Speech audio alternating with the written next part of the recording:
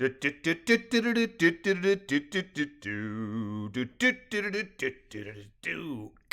John, go! I provided my grandson John with his first bicycle 6 years ago. It was a 12-inch wheel track bike, and since then I've updated him to a bigger size 4 times. John's also moved on from single-speed bikes with a coaster or back pedal brake and a single gear to one with handbrakes and 8 speeds. John's always liked riding, but when he first started riding without training wheels, he was extremely tentative, something he's absolutely outgrown.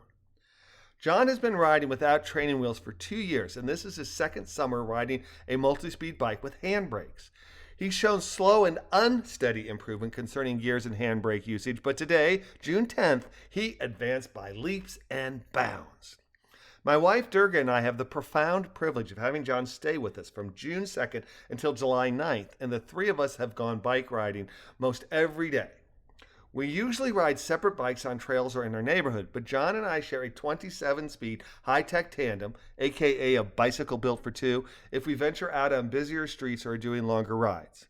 John's also had fun riding on gravel trails, some of which are steep and twisty and therefore require proper use of his handbrakes along with his 8 speeds.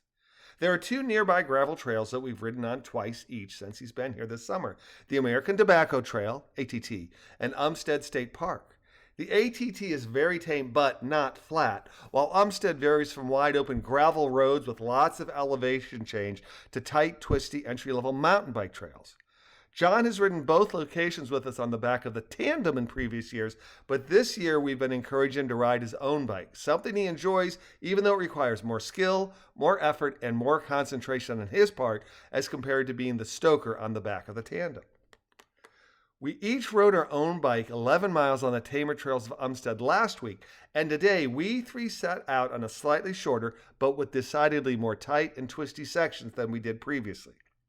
We tend to sandwich John between us when we ride, meaning either Durga goes first, John follows her and I follow him, or I go first and Durga goes last. The point of having John in the middle is to position the point rider where Z can watch for trouble on the trail and scout for oncoming riders, while the tail rider can provide instruction. It's a good system that allows John to have freedom while also allowing him to receive instruction. It serves us well and proved itself for today's more adventurous ride, including a 2-mile gravel descent soon after we'd started. I believe in giving praise, but I definitely vary what praise I give. If someone is working hard but not succeeding, I praise the effort. If someone is showing improvement but still struggling, I praise improvement. But today, John earned honest praise, mixed with some very important instruction, on his effort, his shifting, and braking skills, along with his climbing and his descending. He got a lot of praise because he was focused, he was trying, he was succeeding, and he was exhibiting a definite enthusiasm for our adventure. We'd mostly cycled out on a main trail and taken a couple of tighter side trails, and he nailed a long, hard climb on Grayson that he'd had to walk part of last week, and I was shouting encouragement, giving directions on taking the line so the climb would be easier, and praising his effort and his non-stop climb to the top. We were lined up, me, John, Durga, as we began our last long, steep climb, and I was a bit out in front of John when 3 hale and hearty young men came running down the hill toward me.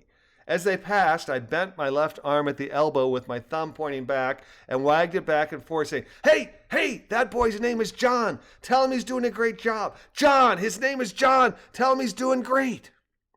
Receiving no answer from the trio, I was a bit disappointed as I heard nothing while I continued my climb, but within seconds, all 3 men started shouting encouragement to John by name. I was elated, but from my position in front of John, I couldn't see how it affected him. But as we rolled into the parking lot, he asked, "Did you tell those guys to cheer for me?" "What guys?" I asked. "Those 3 guys that were calling me by name and saying, 'Go, John, go, and you can do this, John.' Did you tell them to say that?" "When did this happen?" I asked. Right back there up the big hill." "They did?" I asked, voice filled with amazement. "How cool is that?" "So you didn't tell them to cheer for me?" "Did I say that, John?" I replied. John looks at me in confusion. I say, "There's a real art in leading someone astray without actually lying. I never said I didn't tell them to cheer for you. I just didn't answer your question. It really takes a dum-dum to lie outright. It's best to tell the truth, but lying is just dumb. You did a fantastic job today, and I am very proud of the progress you're making. No one else? You love me, he said confidently. John is used to me asking, you know what? To which he answers, what? Which ends with me saying, I love you.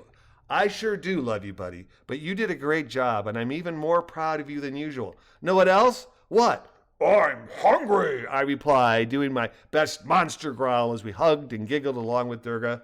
I was ready for food, a shower, and a nap. It's tough keeping up with someone 1/8 my age.